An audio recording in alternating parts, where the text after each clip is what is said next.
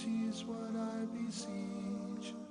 Keep in my heart your remembrance, and in your deen allow me to advance. Help me in my quest, permit me to pass the ultimate test. Help me in my quest, permit me to pass the ultimate. بسم الله الرحمن الرحيم. الحمد لله رب العالمين، وصلى الله وسلم وبارك على المبعوث رحمة للعالمين نبينا محمد وعلى آله وصحبه أجمعين. أما بعد. Assalamu alaikum wa rahmatullahi wa barakatuh, and welcome to this new episode of Ask Huda. However, this is a recorded episode, so do not try and attempt to call because you will not be answered. Actually, let me rephrase that. All the questions that we will take in tonight's episode, inshallah, will be from your emails. Fahim sent us this first question. He says that, is it permissible to limit your conversation with a person who verbally abuses? And because that person is older, there is no one who can persuade that person to stop. I usually opt for ignoring and for forgiveness, and advise others to forgive too, but this is getting worse over the years, and I've forgiven for more than a decade. Islam is a religion of tolerance. It is a religion of forgiveness. Yet it is not a religion of weakness. So your forgiveness and tolerance, they originate from your strength, from your iman.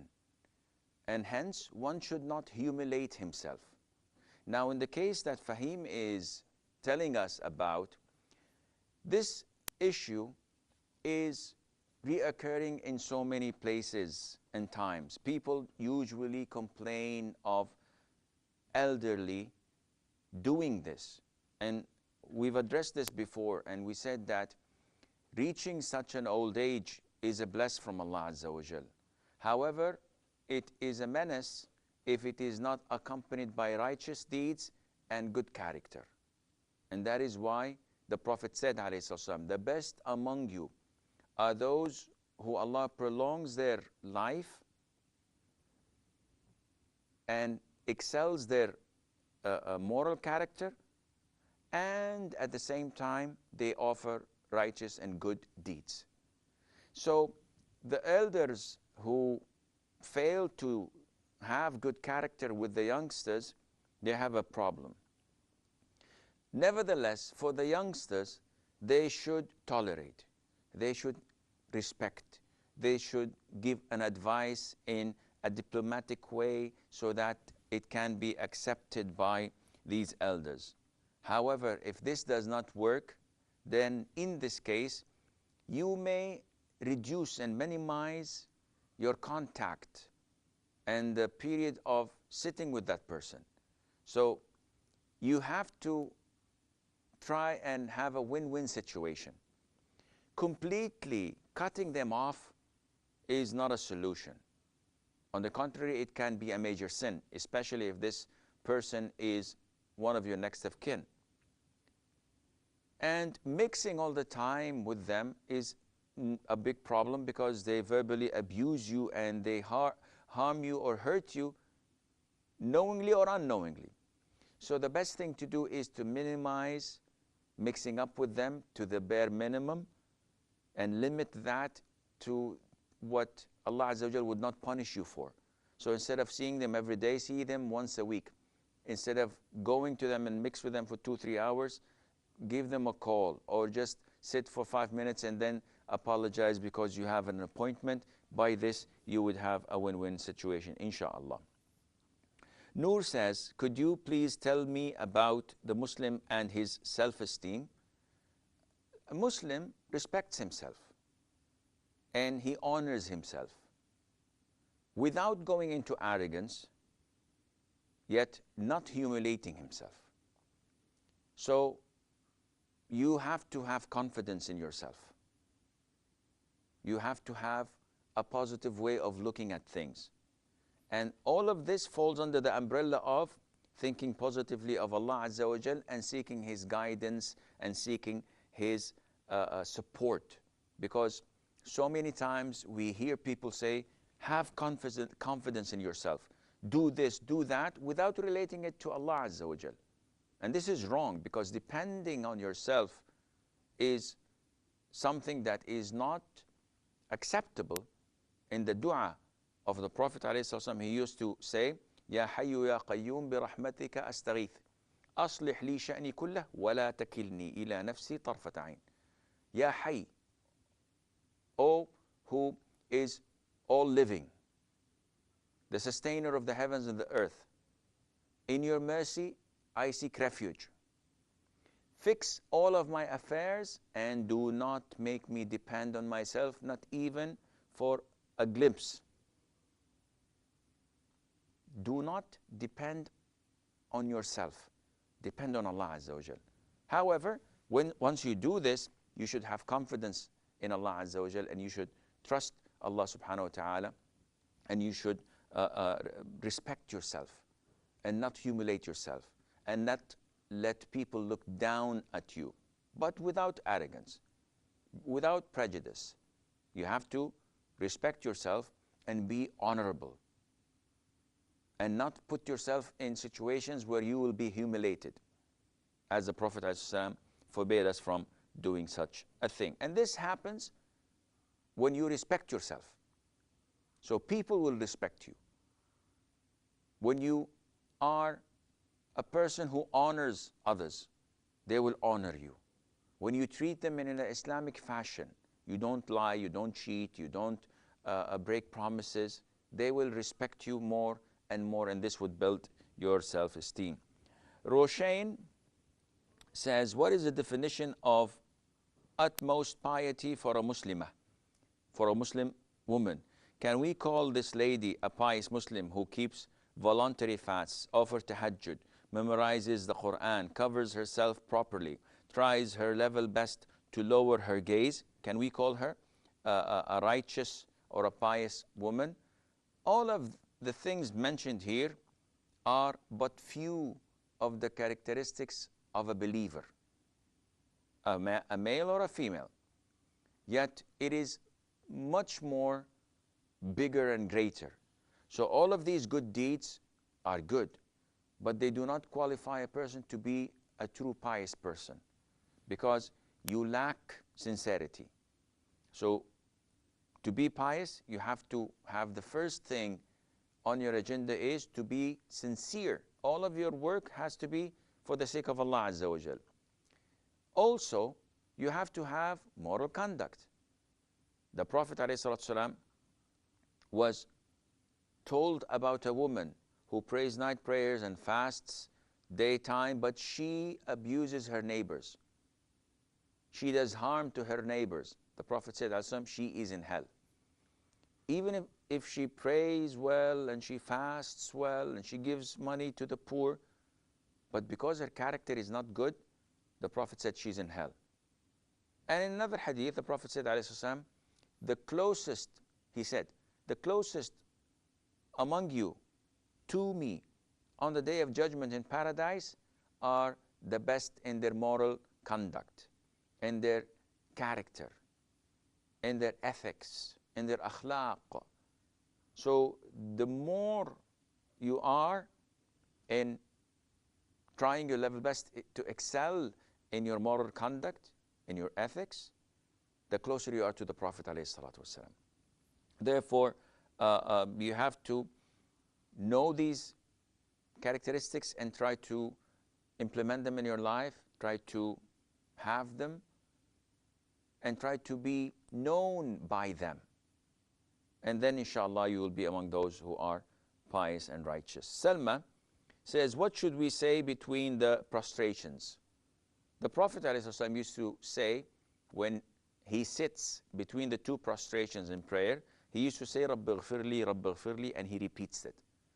Or you may say, Allahumma ghfirli, warhamni, wa'afini, wahdini, warzuqni, and in some narrations, wajburni.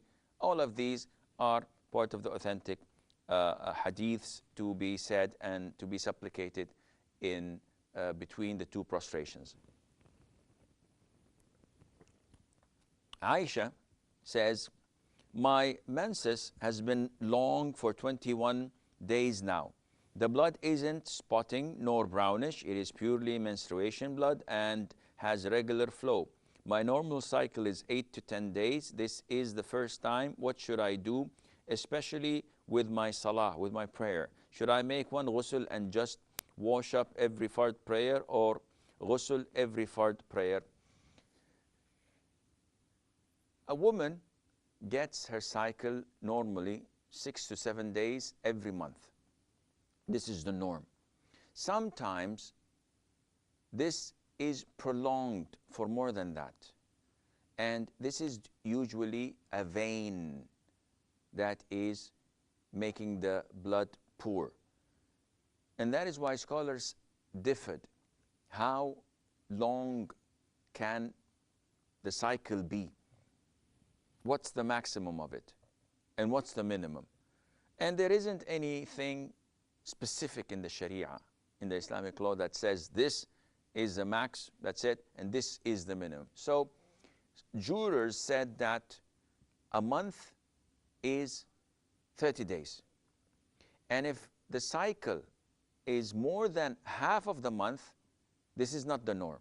So they say if a woman's cycle is 6, 7, or 8 days, and some months it goes up to 10, then the whole 10 are her menses. Once they went into 14, they say the whole 14 is menses. But if it is 15 or more, this is more than half of the month. In this case, up to 15, we consider that to be menses, and then the extra days are considered to be istihada, which is blood that comes due to a vein, but it is not her menstruation. And if we say this, after the 15th day, she is obliged to make ghusl, and then she may pray every prayer on time and make wudu for that. And of course, the blood is impure because it's coming from the private parts, so she has to clean herself before praying. What about if the blood keeps on going? Well, in this case, she has to determine when her menses was, and she has to consider that period of time of the month to be her menses. So if a woman usually gets her menses from the 3rd day of the month till the 10th, 7 days, and then all of a sudden she kept on seeing blood 24/7, it doesn't stop the whole month. In this case, we tell her, once the 10th day of the month is over, take your ghusl and pray and do everything that normal people do. Until the 3rd of the month, of the next month, you have to stop, because this is the period that your menses usually comes. From the 3rd till the 10th, depending on when it used to come to you, and then you may continue this on and on until it is solved. Of course, there's nothing wrong in seeking a doctor's opinion. You have to go and check if they can solve this problem with medication, inshallah. Muhammad sends us a question. He says, a drop or smaller than a drop of urine fell on my clothes, and I saw this after I prayed. What should I do? Now, the most authentic opinion is, if a person has an impurity on his garment, on his body, or on the spot he's praying on, and he knows about this, his prayer is invalid. Because prayer cannot be performed without the condition of purity. And purity is divided into 2 types. In Arabic, they call raf'ul hadath wa izalatul khabath. Raf'ul hadath is uplifting the moral impurity, and this is done by performing wudu or by having a total bath, depending on the impurity, whether it's minor or major. And this is not something physical you can see. So it is a description. When a person answers the call of nature, now he is impure, minor impurity. I cannot see that. Once he performs wudu, this impurity has been uplifted. I cannot see that, but it is a description. So this is part one. Part two is removing the impurity, the physical impurity. رفع إماطة الخبث. So a physical impurity, whether it's on your body, on your thobe or clothes, or on the place you're praying on, a condition that you have to remove it so that your prayer would be valid. If a person does not know that he has this impurity, do we say, repeat your prayer because he knew after he finished his prayer? Or do we say your prayer is valid? It's an issue of dispute among scholars. And the most authentic opinion is that if you did not know about it, as Brother Muhammad's case, in this case, your prayer is valid. So because you did not know about this impurity and you only found out after you finish your prayer is valid. And the evidence behind this is the hadith where the Prophet ﷺ once prayed in congregation. He was leading the prayer and he was praying in his sandals or slippers. And the companions prayed in their slippers. They used to follow the Prophet ﷺ in every single detail. And in the middle of the prayer, the Prophet ﷺ took off his sandals and his slippers. So the companions, all of them, took off their sandals. When the Prophet concluded the prayer, sallallahu alaihi wasallam, he asked them, why did you take off your sandals? The companions said, you took it off, so we took it off as well. And the Prophet told them and justified to them his action. He said, while in prayer, Jibreel, the archangel, peace be upon him, came to me and told me that there is impurity on my sandals. So I took them off. So whenever any one of you come into the masjid, he should look into his sandals to check whether there is impurity or not. Now one would say, this hadith is a clear example and a clear evidence that if you knew about the impurity after the prayer was over, your prayer is valid. Why? Because the Prophet ﷺ did not break his prayer in the second or third rak'ah and then told them, listen, let's pray again because there is an impurity on my shoes or my sandals. No, he continued praying, which means that the rak'ah or two or three that he prayed with his sandals that had impurity, but without his knowledge, were valid. And of course, one would say, one may ask, how would the Prophet pray in his sandals? Is this allowed? The answer is, unfortunately, because we don't have knowledge, we tend to see things and we're shocked about them. And sometimes we, in anger, protest, not knowing that this is from the Sunnah.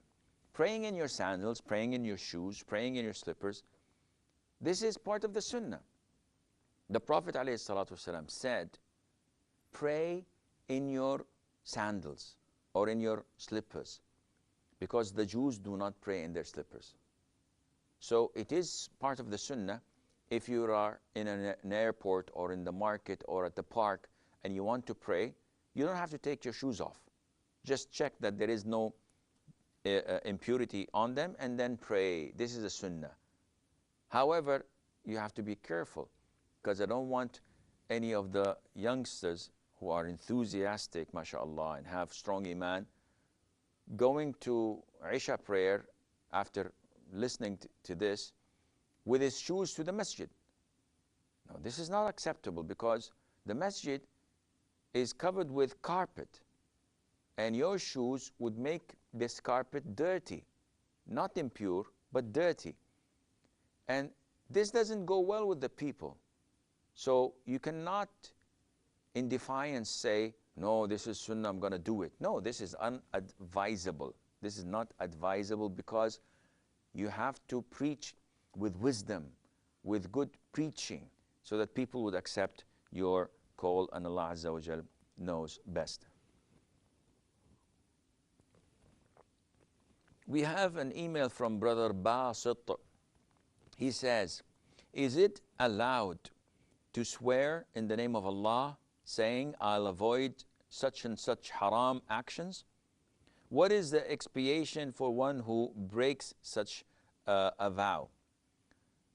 First of all, you are ordered not to do anything haram. So for example, smoking is haram. It's harmful, it kills you, and it's a waste of money, and the smell is dirty, and it gives you health problems. And Allah tells you, do not kill yourself. So it is prohibited to smoke. Now someone tried to quit smoking and kick the habit. He couldn't. So in a moment of truth, he says, Wallahi, I will not smoke a single cigarette after today. And a couple of weeks later, he fell weak and he smoked.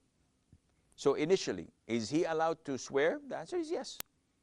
You may swear to prevent yourself from doing something, whether halal or haram. Of course, with haram, it's by default, but if it gives you an incentive, then it's okay. But what happens if someone breaks his vow and he does what he took an oath not to do? In this case, he has to give expiation. And the expiation for breaking your oath is to feed 10 poor people from the middle of what you eat usually. So do not buy them one single flat hamburger. The norm that the jurors say is that you give half a sa' for each poor person, which is equivalent to 1.25 kilogram of rice. But if you buy a full meal, a good normal meal, then this would suffice. Yani for example, one says, listen, I'll buy 2 falafel sandwiches. Falafel is nothing. And yes, it fills them up, but this is not the normal meal of the middle of what we usually eat. So buy them some cooked rice with half a chicken, for example. That would be a normal meal. So you do this, or you clothe them, or you free a slave. Choose one of these 3. If financially you are incapable of doing any of these 3, then the second option would be, if you're not financially able, Allah tells you to fast 3 days. A lot of the Muslims jump to fasting, though they have money. They think that, okay, I said, Wallahi, I'm not going to school tomorrow, and then my father forced me to go, so I have to give expiation, I'll fast 3 days. No, you have to feed 10 people, 10 poor people. And if you are unable, then you may fast 3 days. Should these days be consecutive in a row? No, you can split them, inshallah. Nadia says, I know that there are rules about reading the Quran. That is, we should be in the state of wudu before touching the book. How does this rule apply to electronic devices? I usually read the Quran on my phone or laptop. Also, should we be in wudu if we only recite from memory, not touching or reading? I'll begin with your second question. You do not need to be in the state of wudu when you read the Quran or recite it from memory. And a lot of the sisters, especially from the subcontinent, they come and say, when we recite the Quran, do we have to wear our hijab? Do we have to cover our hair? When we hear the adhan, is it must that we wear the hijab? And all of this is baseless. These are baseless things. You, in your house, are not obliged at all to cover your head when hearing the adhan or when reciting the Quran at all. So this is baseless. One would say, oh, it's best that I do it. No, it's not. Because now you're innovating. Now you're bringing something to the deen that is not part of it. As for reciting the Quran and touching the PDAs or the mobile phones or the laptops to read the Quran from it, you do not require wudu for that. Why? Because these characters, these letters, these words, they are digital. So once you turn them off, they're gone. They are not like the actual Quran, which is written on paper. And this requires wudu. And this is what the scholars say. Of course, if you perform wudu, would I be rewarded? Definitely. That is a plus, and it is definitely more recommended to do than to recite it without. But sometimes you're on the street, you're on the bus, in the train, you are in a queue, you're waiting for your appointment at the doctor's, and you're not in the state of wudu, and you have the Quran. So instead of reading a magazine or chit-chatting or watching the TV in the waiting room, you do something useful and you recite the Quran from your electronic device without the need of making wudu, and Allah Azza wa Jal knows best. Rafath or Rafat says, I work in a school in Saudi Arabia, an international school, or a school that belongs to a particular country. And in our school assembly, it begins with the recitation of the Quran.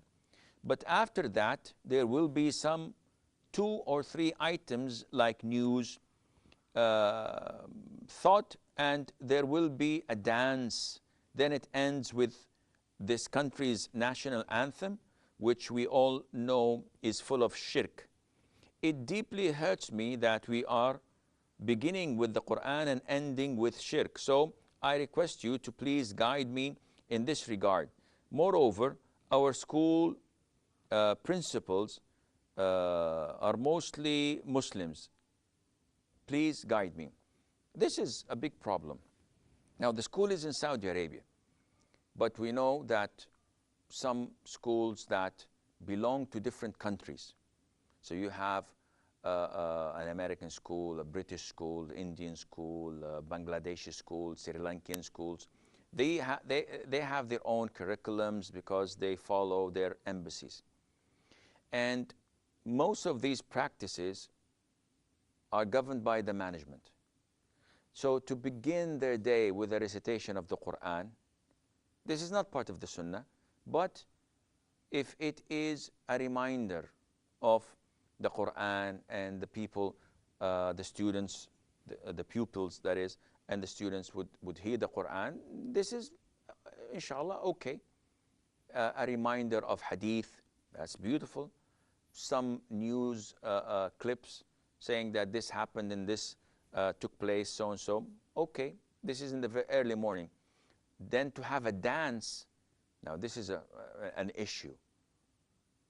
This is not part of Islam. And to have the national anthem of that country, which includes shirk words in it, so praising the gods or praising the land or saying that we worship the land or whatever, this is unacceptable totally. Now, if the principal is Muslim, then he should stop this immediately, because he's a Muslim first before being a citizen. So you do not accept anything that goes against Quran or Sunnah if you're a Muslim. Otherwise, leave your religion and follow something else, because you cannot have both at the same time. Either you believe or you disbelieve. And this is a big problem not only in your school, Rafath, but it is a problem in the Muslim world. When you have those who are Muslim by name controlling places, agencies, companies, ministries, etc., and they do not implement Islam. In some cases, they are more against Islam than the enemies of Islam. So you probably find someone who is a Christian, but he is not as evil as that pretending to be a Muslim, because they want to be more Roman than the Romans themselves. And this is a problem. Inferiority complex that they have. And it would never go until they feel that they've satisfied their masters. The Muslims should abide by the Quran and Sunnah. There's nothing wrong in being patriotic. There's nothing wrong in loving your country, as long as you follow the Quran and Sunnah. But if your country tells you to do something that is forbidden, that Allah tells you it's haram, what would you choose? To love and obey your country, or to love and obey Allah and the Prophet sallallahu alaihi wasallam? This is a true fork of the road, and your decision would determine whether you go to paradise or hell. So I advise whoever runs such institutions to fear Allah Azza wa Jal. Now you are on your chair, in your high position, and it's not gonna last. Nothing lasts on earth. Nothing lasts at all except Allah's face. And don't be delusional. You will leave your post soon, and all what would remain for you in your grave are your good deeds. So if you do bad deeds for a raise, or to please your masters, or for the people to praise you, then you have a problem, because Allah Azza wa Jal would not be pleased with you, and hence He would make everyone displeased with you. He would be displeased with you, and you will find the wrath of that in this life and in your grave, and also in the hereafter. So we should fear Allah Azza wa Jal and do our level best. Muhammad Anas says, I saw in QA, it is more profitable for women to pray inside her room than in the masjid. According to the Manhaj al-Salaf, how it became, or it becomes acceptable, because the wives of the Prophet ﷺ did salah and i'tikaf in his masjid after his death. Allah knows the best.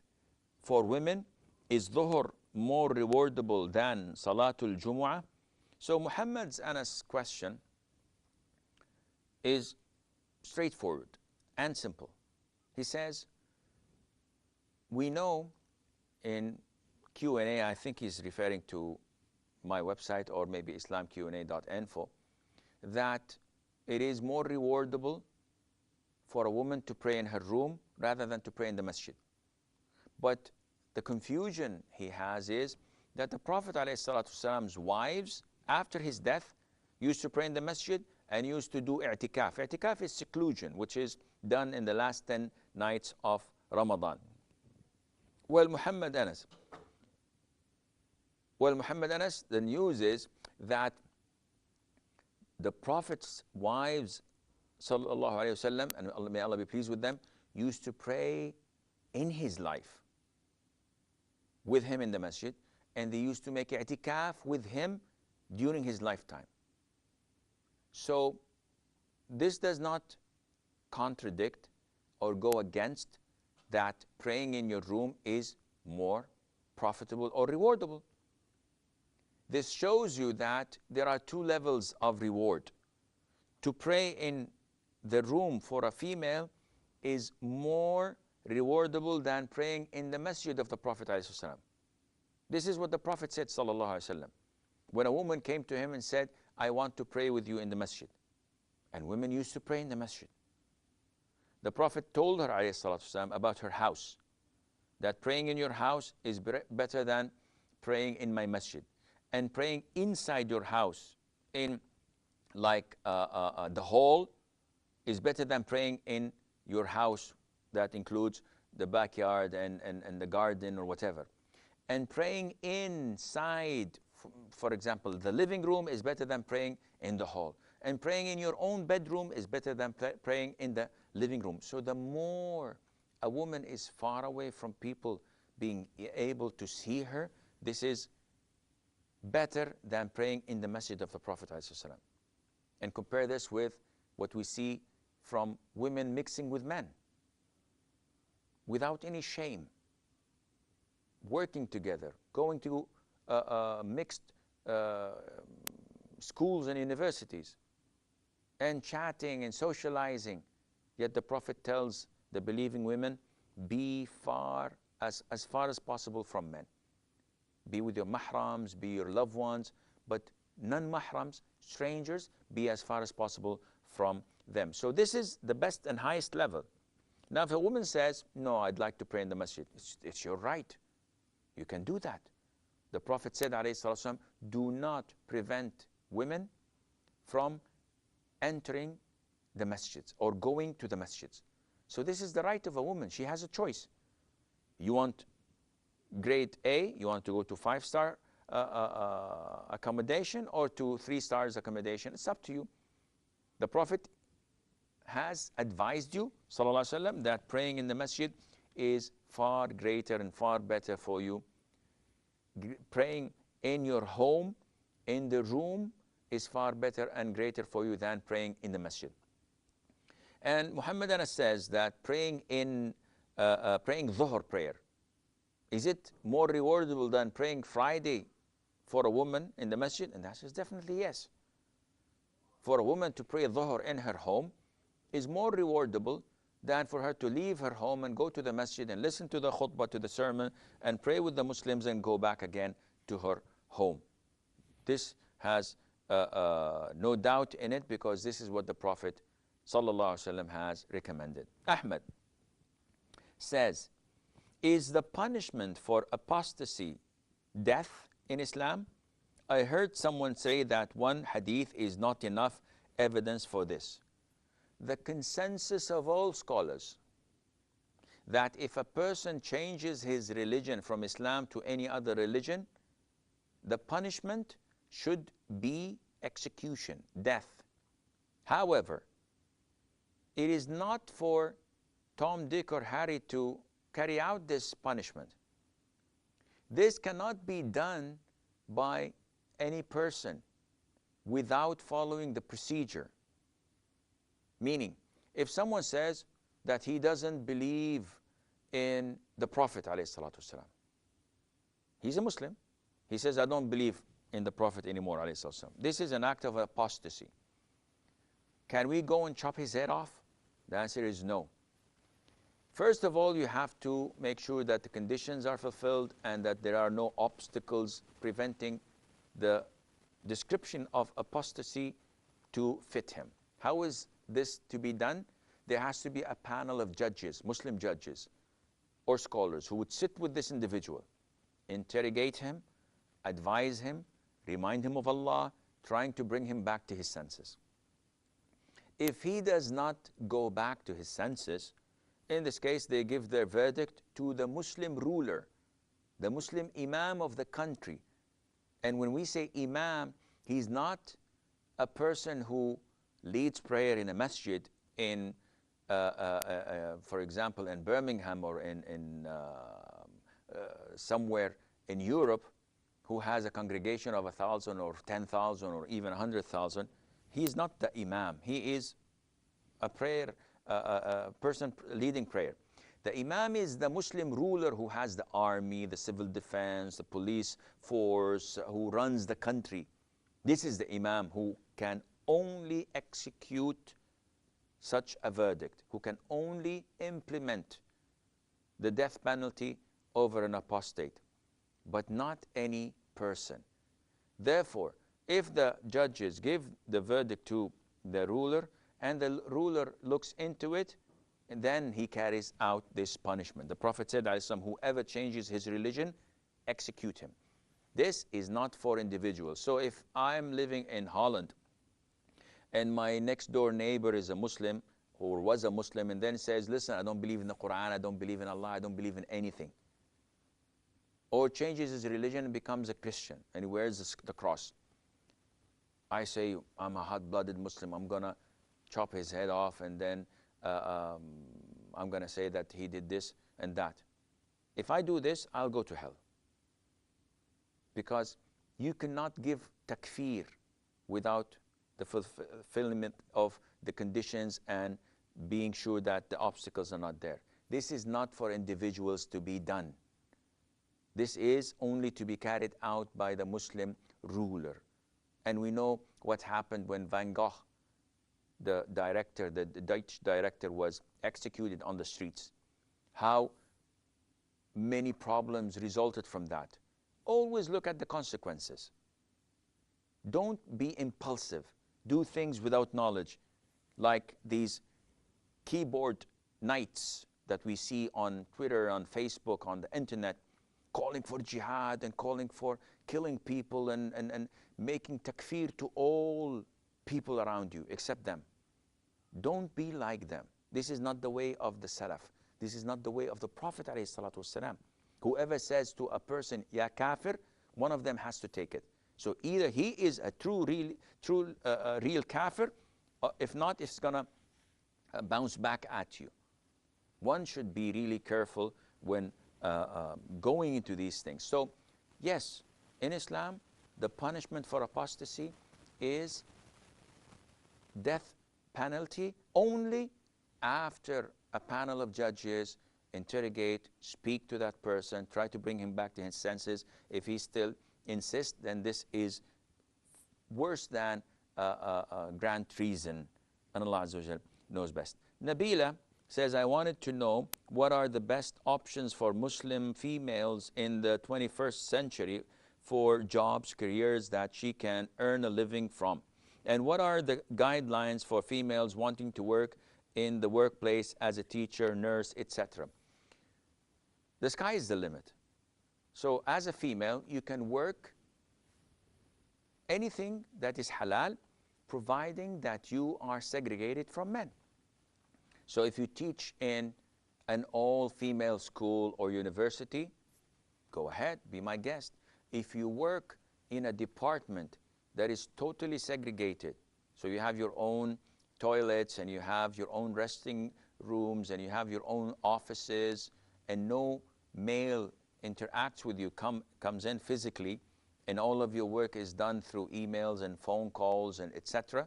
This is totally permissible. Working in a hospital, if it's segregated, again, if you work with females, again, this is permissible.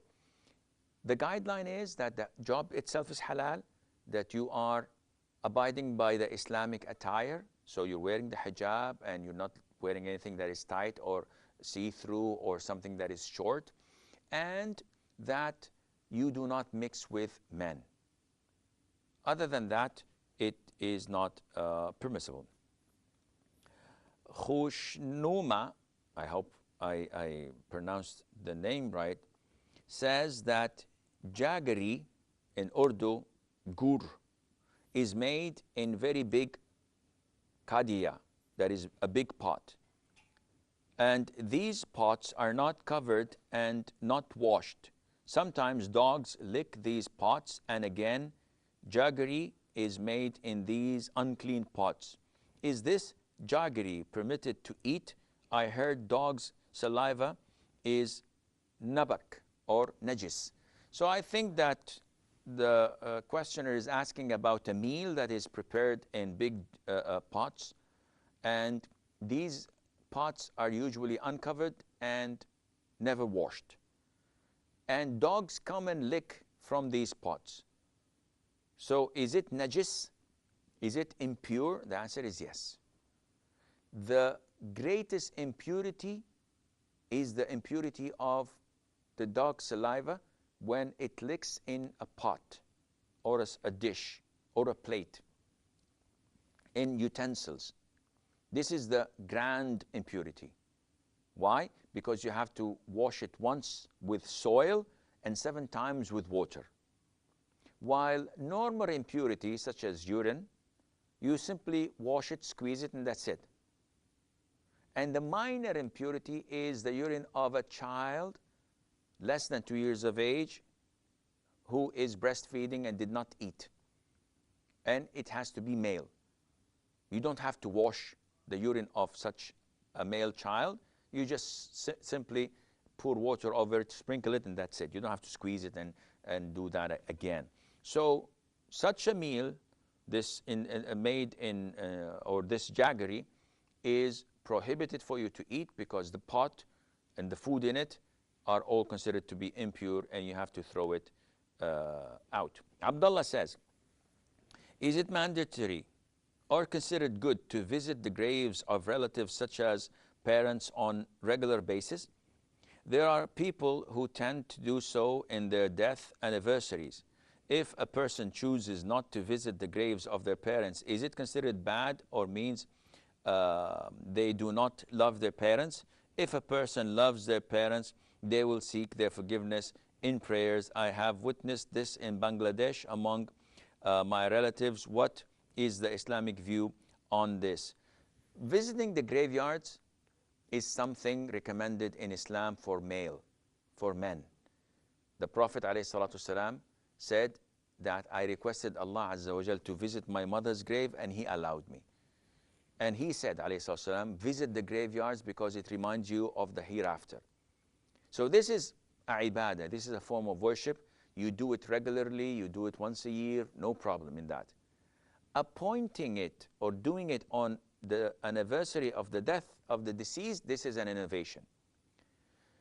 Specifying Eid only to go in Eid and visit the graveyards to congratulate them of the Eid, this is an innovation. Doing it every Friday after Salah, this is an innovation. Doing it openly in any time without specifically appointing a time, this is permissible, inshallah, and there's no problem in that. Tawsif says, what the Prophet ﷺ did in his life, is this considered to be Sunnah?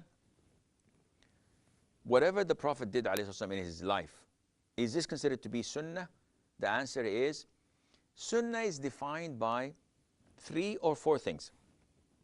The first thing is that whatever the Prophet ﷺ had said, this is his verbal Sunnah. So when the Prophet says, ﷺ, do this or do that, when you enter the masjid, enter it with your right foot and say, Bismillah, Allahumma salli wa sallim ala Muhammad, Allahumma aftah li abwaba rahmatik. So this is a Sunnah. The Prophet told us to do this. Then you have the actions. So when you hear or read a hadith where the Prophet ﷺ, like in the hadith of Ibn Umar, may Allah be pleased with him, in Sahih al-Bukhari, that the Prophet used to raise his hands ﷺ, in salat when he offers the first takbir, Allahu Akbar, and then when he offers ruku', Allahu Akbar, and then when he raises his head, Sami Allahu liman hamidah. So these are 3 places in prayer that the Prophet used to raise his hands. This is part of the Sunnah, because the companion described the Prophet ﷺ. The Prophet did not order it, but he did it. So verbal, action, and approval. And this is when the Prophet ﷺ did not say it and he did not do it, but he did not comment on it. So this is also Sunnah. The Prophet once prayed Al-Fajr sallallahu alaihi wasallam, and after prayer he saw a man praying 2 rak'ahs near a pillar. So he went and stood by him and he said, is Fajr 4? Is Fajr 4? So the man concluded his prayer quickly and said, O Prophet of Allah, I left home, I did not pray the 2 rak'ahs of Sunnah, of Fajr, and when I reached the masjid, you've started the congregation prayer, so I joined you, and now I'm making up for these 2 missed rak'ahs. So the Prophet ﷺ left. He did not say, no, that's wrong. But he didn't even say, oh, you did well. The scholars say, because he did not comment, this is an approval, which means that this is Sunnah. So these are the 3 types of Sunnah. There is a 4th type, which is the physical description of the Prophet ﷺ, how he looked, how big his eyes were, how black his hair was, the color and the tone of his skin, etc. Now, Tawsif's question is, what the Prophet ﷺ had done in his life, is it all Sunnah? The answer is no. Answering the call of nature is not a Sunnah. The way that he went from one place to the other, whether riding a camel or a mule, is not a Sunnah. These are normal things that people do. Wearing the turban and covering the head, This is not a sunnah. This is the customs. Wearing a longi and wearing a certain dress. This is not a sunnah. This is what the Arabs used to wear at the time. So if I come and say, no, I'm going to follow the sunnah and do what the Prophet used to do in such a fashion, like going to my office tomorrow morning on a mule, that would be ridiculous. It's not a sunnah. The Prophet did not order us to ride a mule to work, and he did not recommend that. So this is something that the Prophet used to do due to customs, due to traditions. It has nothing to do with religion. So not everything that the Prophet had done, ﷺ, is part of the sunnah unless it is related to the religion or he recommended that, and Allah Azza wa Jal knows best. The last question in tonight's episode, Abdullah says, I was wondering, many Muslims wear the thobe, the jubbah, and the kufi hat, and call it sunnah. But is there any proof that they are sunnah? Would it be lawful to call the kufi and the jubbah sunnah? Again, this is similar to the previous question.